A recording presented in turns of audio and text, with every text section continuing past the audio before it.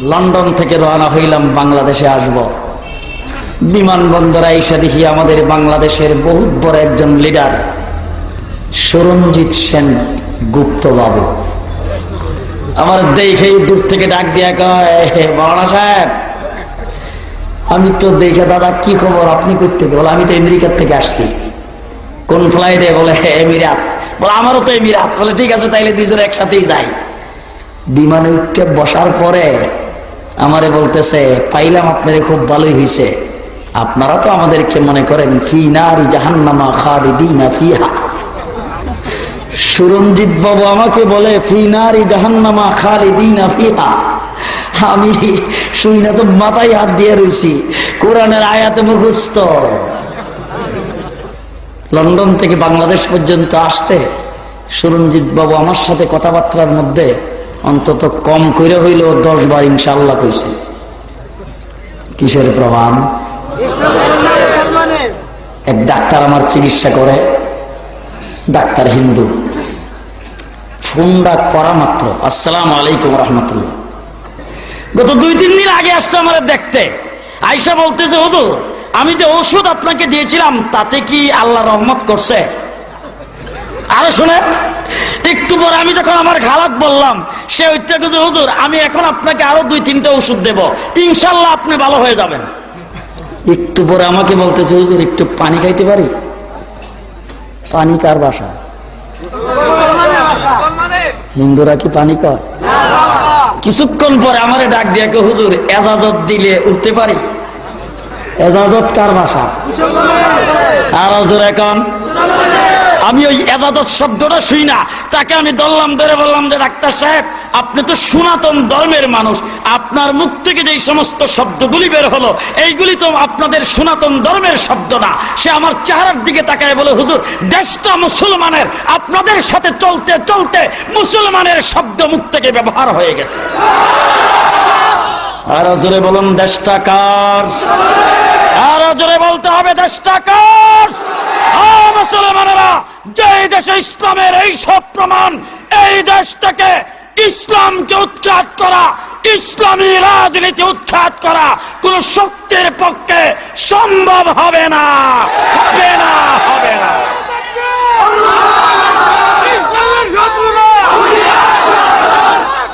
ও মুসলমান, আজকে আমাদের যে জিনিসটার দরকার সেই জিনিসটা হলো আমাদের ভিতরে তাকওয়া নাই। ঠিক না বেটি? আমরা মুসলমান ঠিক, যা কিছু বললাম সবগুলো মুসলমানের। যদি তাকওয়াটা পুরোপুরি ভাবে অর্জন করতে পারতাম, গোটা পৃথিবীর আসমান জমিনের মধ্যখানে যাবতীয় যা কিছু আল্লাহ পাক সৃষ্টি করেছেন সব আমাদের দেখলেই বই পাইত। হ্যাঁ, সেই জিনিসটা তো আমাদের ভিতরে নাই, শুধু এই জিনিসটার অভাব। এইটা যদি হাসিল করতে পারেন, নাস্তিক মুরতাদের আমাদেরকে কিছুই করতে পারবে না। আমি আজকে আপনাদের সামনে হলফ করে বলতে পারি, আমার এই বাংলাদেশের আওয়ামী লীগ ইসলাম বিরোধী নয়, বিএনপি ইসলাম বিরোধী নয়। হাজার হাজার আওয়ামী লীগের নেতা কর্মী, মসজিদ মাদ্রাসা কমিটির পরিচালক, এই দেশের হাজার হাজার আওয়ামী লীগের নেতা কর্মী আছে যাদের যাকাতের দ্বারা মাদ্রাসাগুলি চলে। মুসলমানেরা, আওয়ামী লীগের নেতা বঙ্গবন্ধু শেখ মুজিবুর রহমান দেশ স্বাধীনের পরে ওআইসি সম্মেলনে যোগদান করে সর্বপ্রথম আমার এই দেশকে বিশ্বের মানচিত্রে দ্বিতীয় বৃহত্তম মুসলিম দেশ বলে ঘোষণা করেছে। ও আমার আওয়ামী লীগের বাইরা, আওয়ামী লীগ যারা করে তারা ইসলাম বিরোধী না। কাকরাইল মসজিদের জায়গা বঙ্গবন্ধু শেখ মুজিবুর রহমান সাহেব বরাদ্দ দিয়েছেন, Islamic foundation day Sheikh Mujibur Rahman সাহেব করেছেন। ও মুসলমানেরা, আওয়ামী লীগ ইসলাম বিরোধী নয়, ইসলামের দুশ্মন নয়, বিএনপি ইসলাম বিরোধী নয়। ইসলাম বিরোধী হয়েছে গুটি কয়েক নাস্তিক মুরতাদ রাশেদ খান মেননের কবির চৌধুরীরা, যারা আজানকে বেশ্যার আওয়াজের সাথে তুলনা দেয়। ঠিক না বেঠিক? হ্যাঁ মুসলমান, দুঃখ হয় ওই জায়গায় শীত লাগে তো গায়ে? আরে মিয়া, শীতের দিন তো শীত লাগবেই, বাস্তবতাটা বলেন। শীত লাগে তো? আরামের বিছানাকে হারাম করে রাত্র 12টার পর অর্ধরাত্রে এই জায়গার মধ্যে বসে আছেন, ধর্মের টানে এই জায়গায় আগমন করেছেন, ঠিক না বে ঠিক? ধর্মের টানে আজকে শুধু আপনাদের এখানে নয়, বাংলাদেশের লক্ষ লক্ষ মানুষ এই ধরনের মাহফিলে যোগদান করে, ধর্মের টানে আগমন করে। যদি এই বাংলার মাটিতে দাঁড়ায় কোনো মন্ত্রী বলে ধর্মের নিশা আর মদ গাজার নিশা সমান, দুঃখ হয় ওই জায়গায়। মুসলমান গুটি কয়েক নাস্তিক মুরতাদের কাছে বাংলাদেশের মাটি ও মানুষকে ইজারা দেওয়া হয় নাই, ঠিক না বে ঠিক? এই দেশ আমার, এই মাটি আমার, আমরা এই দেশে ইসলাম নিয়ে, কোরআন নিয়ে বেঁচে থাকতে চাই। জীবন থাকুক আর যাক, কে কে রাজি আছেন হাত উঠান।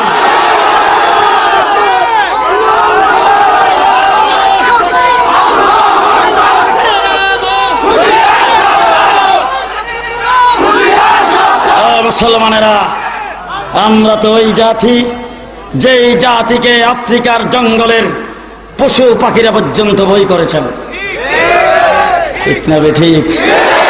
মুসলমান মুজাহিদেরা আফ্রিকার জঙ্গলে যায় অবস্থান গ্রহণ করেছেন। চতুর্দিক থেকে লোকজন আসছে তামসা দেখতে, মৌলবীদের কামড়ায় মারবো হিংস্র প্রাণীরা, বুঝুন না? একজন মুজাহিদ যাইয়া বলেছে, হুজুর, যেই জায়গায় আমরা আগমন করেছি এই জায়গায় মাটির নিচে, মাটির উপরে হিংস্র প্রাণী বসবাস করে, এই জায়গায় তো থাকা যাবে না, একটু পরেই আমাদেরকে সুবল দিবে, দংশন করবে।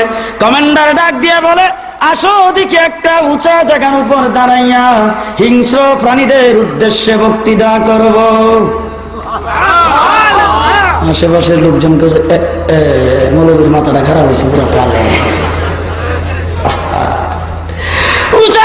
জায়গার উপর দাঁড়াইয়া আল্লাহর নবীর সাহাবী হযরতে সাদ বিন আবি ওয়াক্কাস জঙ্গলের দিকে মুখ করে ডাক দিয়ে বলেছেন, ও জঙ্গলের হিংস্র প্রাণীরা, মাটির উপরে যারা বসবাস করো, মাটির নিচে যারা বসবাস করো, আমাদের বক্তব্য কান পেতে শোনো। আমরা আল্লাহর নবীর বাহিনী কুরআনওয়ালারা এইটুক জায়গার ভিতরে অবস্থান গ্রহণ করেছি, আমাদের জন্য এই জায়গাটুকুন ছেড়ে তোমরা অন্যত্র চলে যাও। বক্তৃতা শেষ হইতে দেরি হয়েছে। বাঘগুলো, ভাল্লুকগুলো, সাপগুলো, বিচ্ছুগুলো, যার ডিম আছে, যার বাচ্চা আছে, ডিমগুলো বাচ্চাগুলোকে দাঁত দিয়া কামড় দিয়া ধরে কাতারে কাতারে সবাই জঙ্গল থেকে ভাগতে শুরু করেছে। বাতিল সে দবনে ওয়ালে आसमानी ही हम सोबर कर चुका है तू इम्तिहान हमारा। মুসলমানেরা, আমরা পরীক্ষা দেওয়া শুরু করেছি সৃষ্টির প্রথম থেকে, ঠিক না বে ঠিক? আমাদের বাবা হযরত ইব্রাহিম আলাইহিস সালাম পরীক্ষা দেয় নাই? হ্যাঁ, আগুনের পরীক্ষা, পাস না ফেল? আরো জোরে কর। আমার নবী পরীক্ষা দেয় নাই? সাহাবায়ে কেরাম পরীক্ষা দেয় নাই? কারবালার ময়দানে হাসান হুসাইনের পরীক্ষা হয় নাই? মুসলমানেরা, 1000 বার আমরা পরীক্ষা দিয়েছি, আমাদেরকে কোনো পরীক্ষায় কেউ ফেল করতে পারে নাই।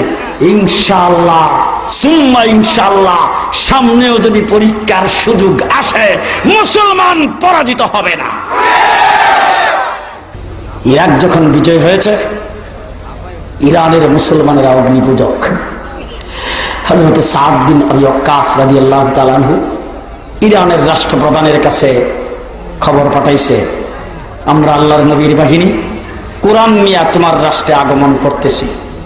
চিঠি পাইয়া রাষ্ট্রপ্রধান অ্যাসেম্বলির মিটিং ডাকছে, সংসদ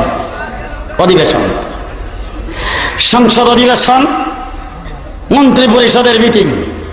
ওই মিটিং এর মধ্যে প্রেসিডেন্ট ডাক দিয়ে বলছেন, মদিনার রাসূলের বাহিনী কোরআন নিয়ে আসতেছে আমাদের রাষ্ট্রে, আমরা এখন কি করব? সমস্ত সংসদ সদস্যরা স্যার বলেন কি, আমরা তাদের মোকাবেলা করব, আমাদের এইখানে আইসা বাহাদুরি করবে। প্রেসিডেন্ট ডাক দিয়ে কয়, থামো থামো, মুসলমানদের সাথে মোকাবেলা করে কেউ পারে না। একজন এটা তো চা। ইরাক আর ইরানের মধ্যখানে যে দজলা নদী, নদীর যে ব্রিজটা, এই ব্রিজটা ভেঙে দিলে ওরা এই নদী পার হয়ে আসতে পারবে না। এটাই সিদ্ধান্ত হয়েছে। বিশাল বড় দজলা সাগর, ওই সাগরের ব্রিজ ভেঙে পানির সাথে মিশিয়ে দেওয়া হয়েছে। আল্লাহর নবীর সাহাবী হযরতে সাদের সাথে 30,000 মুজাহিদ। আল্লাহর নবীর সাহাবী হযরতে সাদ 30,000 মুজাহিদ বাহিনীর আগে, পেছনে 30,000-এর বাহিনী ঘোড়ার উপর সওয়ার অবস্থায় সাগরের পারে এসে দাঁড়াইছে। সামনে বিরাট বড় বড় ঢেউ, উত্তাল তরঙ্গ মালা শুরু হয়ে গেছে। ব্রিজ নাই, স্টিমার নাই, নৌকা নাই, পার হওয়ার কোনো ব্যবস্থা নাই। কমান্ডার ইন চিফ হযরতে সাদ পেছনের দিকে ফিরে তাকায়া চোখের ইশারায় সকলকে বুঝাইয়া দিয়েছেন, ও আল্লাহর নবীর বাহিনী, আমাকে যদি কমান্ডার মেনে থাকো, আমি যা করি তোমাদেরও তাই করতে হবে। চোখের ইশারায় সবাইকে কথা বোঝাই। সামনের দিকে পানি, বড় বড় ঢেউ আসতেছে।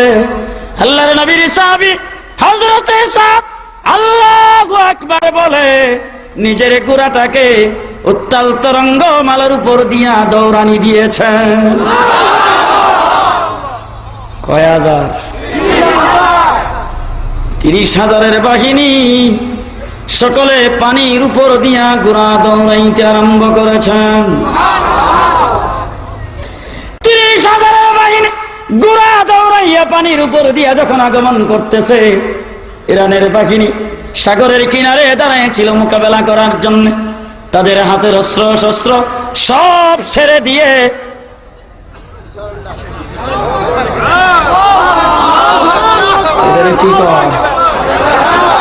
কি কয় মুসলমানেরা আত্মসমর্পণ করে ফেলার পরে মুসলমান বাহিনী সাগরের পানি উঠেছেন। বিনা যুদ্ধে ইরান বিজয় হয়ে গেছে।